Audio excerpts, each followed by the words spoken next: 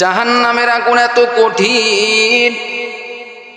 মায়ার নবী রাহমাতুল লিল আলামিনের কাছে যখন আল্লাহ তাআলা জাহান্নাম সম্পর্কে আয়াত নাজিল করতেন, আল্লাহর রাসূলকে বলতেন, আল্লাহ পাক রব্বুল আলামিন, ও নবী, ওই জাহান্নামের শাস্তি কিন্তু বড় কঠিন, বড় ভয়ঙ্কর। আপনি সাহাবায়ে কেরামদেরকে শুনায়া দেন জাহান্নামের কঠিন আযাবের কথা, আপনি সাহাবায়ে কিরামদেরকে শুনায়া দেন রে নবী। যখন মায়ার নবী রাহমাতুল লিল আলামিন জাহান্নামের আয়াত পড়িয়া পড়িয়া সাহাবায়ে কিরামদেরকে যখন শুনাইতেন, নবী নিজেও কান্নাকাটি করতেন, সাহাবায়ে কিরামরাও কান্নাকাটি করতেন।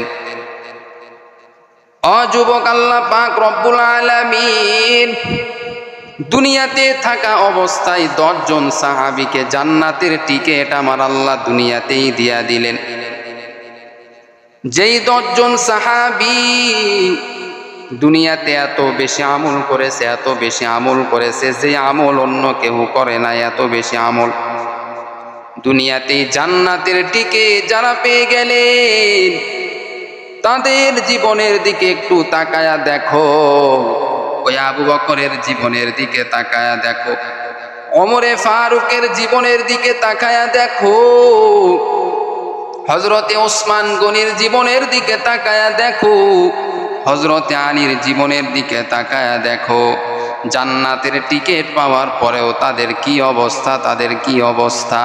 তারা রাত দিন 24টা ঘন্টা তারা শুধু আল্লাহর কাছে কান্নাকাটি করেছে, সেজদায় পড়িয়া কান্নাকাটি করেছে, আল্লাহর কাছে বলেছে, ও দয়ার মালিক, জান্নাতের টিকিট পাওয়ার পরেও আমাদের মনে শান্তি নাই। কারণ হলো, এই জান্নাতের টিকিট তোমার কাছ থেকে পেয়েছি রে মাবুদ।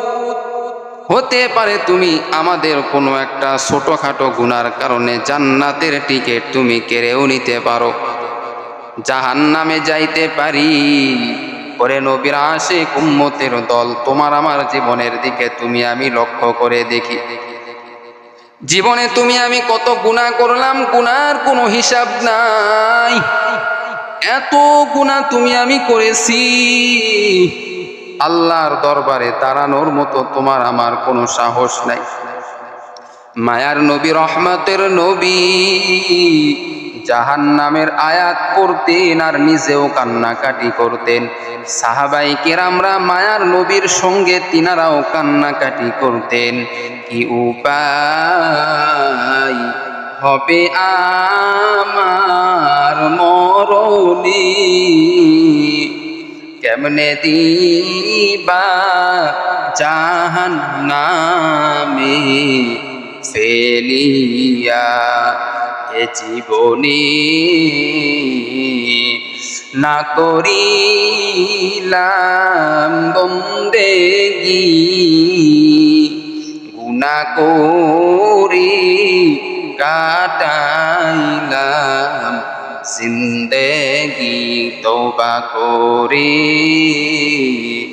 আবার তওবা ভাঙ্গিলাম, অবশেষে খাঁটি তওবা করিলাম।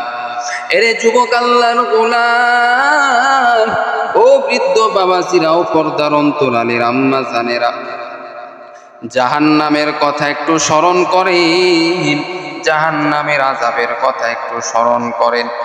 বলে দুনিয়ার আগুন তো কিছু নয়, দুনিয়ার আগুনের থেকে কোটি কোটি গুণে বেশি পাওয়ার হবে জাহান্নামের আগুনের পাওয়ার। দুনিয়ার আগুন যদি আমার হাতে লাগে, হাত পুড়ে যাবে, পা পুড়বে না। দুনিয়ার আগুন যদি আমার বুকে লাগে, বুক পুড়ে যাবে, কিন্তু পিঠ পুড়বে না। দুনিয়ার আগুন যদি আমার মাথায় যদি লাগে, মাথা পুড়ে যাবে, কিন্তু পা পুড়বে না। কিন্তু এই জাহান্নামের আগুন আমার আল্লাহ পাক রব্বুল আলামিন এমন ভাবে সৃষ্টি করেছেন রে ভাই, জাহান্নামের আগুন শুধু হাতে লাগলে হাত পুড়বে এমন নয়, পুরা শরীরটা পুড়ে ছারখার হয়ে যাবে। এরে নবীর আশিক উম্মতের দল, মায়ার নবী, রহমতের নবী একবার আয়েশা সিদ্দিকার ঘরের মধ্যে গেলেন। যাওয়ার পরে এবার আয়েশা রাদিয়াল্লাহু তাআলা আনহু মায়ার নবীকে পাওয়ার পরে আয়েশা বলে, ইয়া রাসূলুল্লাহ, ইয়া হাবিবাল্লাহ, আপনার চেহারা দেখিয়া মনে হইতেছে আপনি বড় ক্লান্ত, আপনি বড় ক্লান্ত। ইয়া রাসূলুল্লাহ, ইয়া হাবিবাল্লাহ, আপনি আমার পায়ের উরুতে মাথা দেন। আমি আমার এই সুন্দর হাত দিয়া, নরম হাত দিয়া আমি আপনার সেবা করব রে নবী। মায়ার নবী রাহমাতুল লিল আলামিন আয়েশার উরুর উপরে এইবার মাথাটা দিলেন। আম্মাজান আয়েশা সিদ্দিকা রাদিয়াল্লাহু তাআলা আনহা মায়ার নবীর মাথায় হাত বুলাইয়া দিলেন। মায়ার নবীকে হাত বুলানোর পরে মায়ার নবীর সেবা করা শুরু করলেন। আল্লাহর নবী এইবার আয়েশাকে বলে, ও আয়েশা, আজকে এমন একটি কথা বলবো, ও আয়েশা তুমি মানবা কিনা বলো। আয়েশা বলতেছেন, ইয়া রাসূলুল্লাহ, ইয়া হাবিবাল্লাহ, কি আপনি কথা বলবেন বলেন। মায়ার নবী রাহমাতুল লিল আলামিন বলেন, মায়ার নবী রাহমাতুল লিল আলামিন বলেন, রে আয়েশা, আজকের রাতটা আমি তোমাকে সময় না দিয়ে আমি শুধু আল্লাহর ইবাদত করব। আয়েশা সিদ্দিকা বললেন, ইয়া রাসূলুল্লাহ, ইয়া হাবিবাল্লাহ, এটা তো ভালো কথা।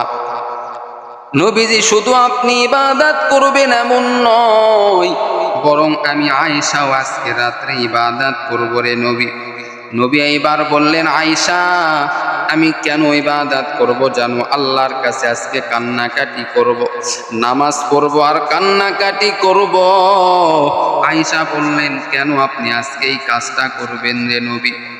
আজকে রাতে কেন আপনি এত কান্নাকাটি করবেন, নামাজ পড়বেন, কারণটা কি?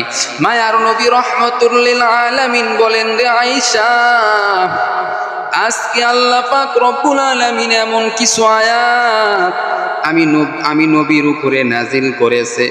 জাহান্নাম সম্পর্কে এমন কিছু আয়াত আল্লাহ পাক রব্বুল আলামিন আমাকে দিয়েছে, যেই আয়াতগুলি আয়েশা আমি পড়িয়া আর ঠিক থাকতে পারতেছি না। আমি আমার উম্মতের জন্য আল্লাহর কাছে কান্নাকাটি করব। ও দয়ার মালিক, আমার উম্মতের গুনার দিকে না তাকাইয়া আমার উম্মতকে তুমি মাফ করে দাও। মায়ার নবী রাহমাতুল লিল আলামিন এইবার জায়নামাজটা বিছাইয়া মায়ার নবী রাহমাতুল লিল আলামিন আল্লাহর কাছে এমন ভাবে কান্নাকাটি শুরু করে দিল, ইয়া হাবলি উম্মতি, ইয়া হাবলি উম্মতি, উম্মতের জন্য কান্নাকাটি শুরু করে দিল। আয় আল্লাহ, আমার উম্মতের কি উপায় হবে, আমার উম্মতের কি উপায় হবে রে আল্লাহ। ওরে নবীর আশিক উম্মতের দল, ওই আল্লাহ নবী তোমাকে আমাকে কত মায়া করে, দয়া করে। শুধু কি দুনিয়ার বুকেই তোমার আমার জন্য কান্না করবে এমন নয়, হাসরের ময়দানে আমার নবী তোমার জন্য কান্নাকাটি করবে সেজদায় পড়িয়া। আল্লাহ আমার উম্মতদেরকে মাফ করে দাও, আমার উম্মতের গুনাহ খাতা তুমি মাফ করে দাও। নবীর কান্না সহ্য করতে না পেরে আমার আল্লাহ পাক রব্বুল আলামিন নবীকে বলবেন, ও নবী, আপনি আর কান্নাকাটি করিয়েন না, আমি আল্লাহ আপনার উম্মতের সব গুনাহ খাতা মাফ করে দিলাম। ইমামুল আউয়ালিনাল আখিরিন বহরে সদকা রহমাতাল লিল আলামিন সাইয়্যিদুল কাউনাইন খাতমুল মুরসালিন আখিরা মদবুতে ফখরুল আউয়ালিন শুধু আজুদাস রহমাতাল লিল আলামিন মসজিদে ও শুধু হামারু ये ज़मीं। আল্লাহ তাআলা আমাকে আপনাকে এত দয়া করেন, মায়া করেন, আল্লাহ চান না আমার কোনো বান্দা জাহান্নামের মেহমান হয়ে যাক।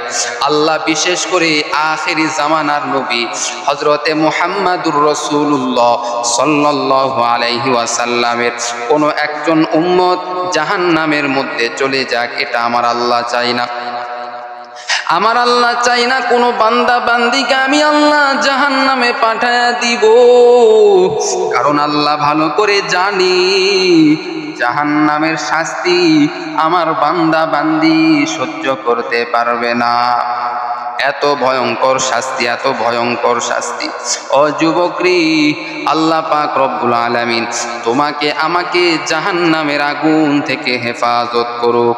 এজন্য আল্লাহ রসুল দোয়া শিখায়া দিয়েছেন নামাজের পরে পাঠ করার জন্য।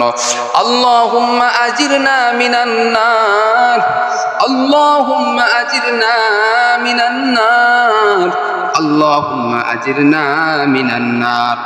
এই দোয়াটা বেশি বেশি পাঠ করতে হবে, 7 বার করে পাঠ করতে হবে প্রত্যেকটা নামাজের পরে। বান্দা এই দোয়া যদি 7 বার করে পাঠ করো, এই জাহান্নাম তোমার থেকে দূরে সরে চলে যাবে। এই দোয়াটা ছোট্ট একটি দোয়া, এতটা ফজিলত। আল্লাহুম্মা আজিরনা মিনান নার, আল্লাহুম্মা আজিরনা মিনান নার। এই 5 ওয়াক্ত নামাজের পরে যদি আমরা 7 বার করে আল্লাহুম্মা আজিরনা মিনান নার এই দোয়াটা যদি পাঠ করি, ইনশাআল্লাহ জাহান্নাম আমাদের কাছ থেকে বহু দূর সরে যাবে। সুবহানাল্লাহ। আল্লাহ পাক রব্বুল আলামিন কিয়ামতের দিনে একজন ব্যক্তিকে ডাক দিয়া বলবেন, ও বান্দা, কি তোমার আমল আছে, কি গুনাহ আছে? তোমার আমল তুমি পেশ করো, তোমার গুনাহ তুমি পেশ করো। ওই বান্দা যখন আমল নামাও পেশ করবে, গুনাহও পেশ করবে, এবার ওই বান্দা দেখবে একটি নেকি তার কম রয়েছে। একটি নেকি যদি বান্দা পেয়ে যায়, তাহলে আল্লাহ পাক রব্বুল আলামিনের জান্নাতে সে ঢুকে যাবে। কারণ আমলের থেকে যদি গুনাহ যদি বেশি হয়, নেকির থেকে গুনাহ যদি বেশি হয়, আল্লাহ পাক রব্বুল আলামিন জাহান্নামে দিয়া দিবেন। এজন্য ওই বান্দার শুধু একটা নেকির দরকার, প্রয়োজন। একটা নেকি যদি বান্দা পেয়ে যায়, ওই বান্দা জান্নাতের মধ্যে ঢুকে যাবে। আল্লাহ বলবে এই হাসরের ময়দানে, এই হাসরের ময়দানে এত মানুষ রয়েছে, যাও তোমাকে আমি ছেড়ে দিলাম, একটা নেকি তুমি নিয়ে আসো। একটা নেকি যদি তুমি নিয়ে আসতে পারো, আমি আল্লাহ কথা দিলাম তোমাকে জান্নাত দিয়া দিব। এবার এই বান্দা পুরা হাসরের মাঠে তালাশ করবে, সবার কাছে যাবে, আস্তে আস্তে সবার কাছে যাইতে থাকবে, কেউ তাকে একটা নেকি দিবে না। বড় কঠিন, বড় কঠিন অবস্থা রে বাবা। এই যুবক এবার মার কাছে যাবে, গিয়া বলবে, মা, দুনিয়াতে তুমি কত আমাকে ভালোবেসেছো, মহব্বত করেছো রে মা, তোমার মতো এত মহব্বত দুনিয়াতে আমাকে কেউ করে নাই রে মা। অতএব মা, তুমি আমাকে একটা নেকি দাও, একটা নেকি হইলেই তো আমি জান্নাতে চলে যাব রে মা। মা বলবে, কিসের সন্তান? দুনিয়াতে আমার কোনো সন্তানই ছিল না, তুমি চলে যাও। এবার যুবক বাবার কাছে যাবে, বাবার কাছে গিয়া বলবে, বাবা তুমি আমাকে একটা নেকি দাও, একটা নেকি হলে আমি জান্নাতে যেতে পারবো। বাবা বলবে, কিসের? তুমি আমার সন্তান ছিলা, তোমাকে নেকি দিতে পারবো না। যুবক এইবার ভাই বোন স্ত্রীর কাছে চলে যাবে, আত্মীয় স্বজন সবার কাছে যাবে। স্ত্রীর কাছে গিয়া বলবে, ও আমার প্রাণের স্ত্রী, ও আমার প্রাণের বিবি, ও আমার প্রাণের বিবি, দুনিয়াতে তোমাকে আমি কত কামাই রোজগার করে আমি তোমাকে খাওয়াইছি, কত মহব্বত না তোমাকে আমি করেছি, নিজে না খেয়ে তোমাকে খাওয়াইছি। রৌদ্রের মধ্যে আমি কত কষ্ট করে কামাই রোজগার করে বিবি তোমাকে দিয়েছি। ও বিবি, তুমি এত কিছু তুমি দুনিয়াতে আমার কাছ থেকে পেয়েছো। ও বিবি, আজকে হাসরের ময়দানে আমি বড় বিপদে পড়ে গেছি। ও বিবি, তুমি আমাকে একটা নেকি দাও, একটা নেকি হইলেই আমি জান্নাতে যেতে পারবো। বিবি এইবার ধিক্কার জানাইবে। বিবি বলবে, কিসের নেকি, কিসের নেকি? তোমাকে আমি নেকি দিতে পারবো না। তুমি আমার কিসের আবার স্বামী? দুনিয়াতে আমার বিবাহ হয় নাই, আমি দুনিয়াতে তো বিবাহই করি নাই। এই বলিয়া যুবককে এবার তাড়ায়া দিবে। যুবক এইবার মনটা খারাপ করিয়া যুবক এইবার রাস্তা দিয়া চলতে থাকবে, চলতে থাকবে। পুরা হাসরের ময়দান ঘুরবে, কেউ তাকে একটা নেকি দিবে না। সন্তানদের কাছেও যাবে, গিয়া বলবে, সন্তানেরা, এত পড়াশোনা তোমাদেরকে আমি করাইছি, ও সন্তানেরা একটা নেকি তোমরা আমাকে দাও, একটা নেকি পাইলেই তো আমি জান্নাতে যেতে পারবো রে সন্তানেরা।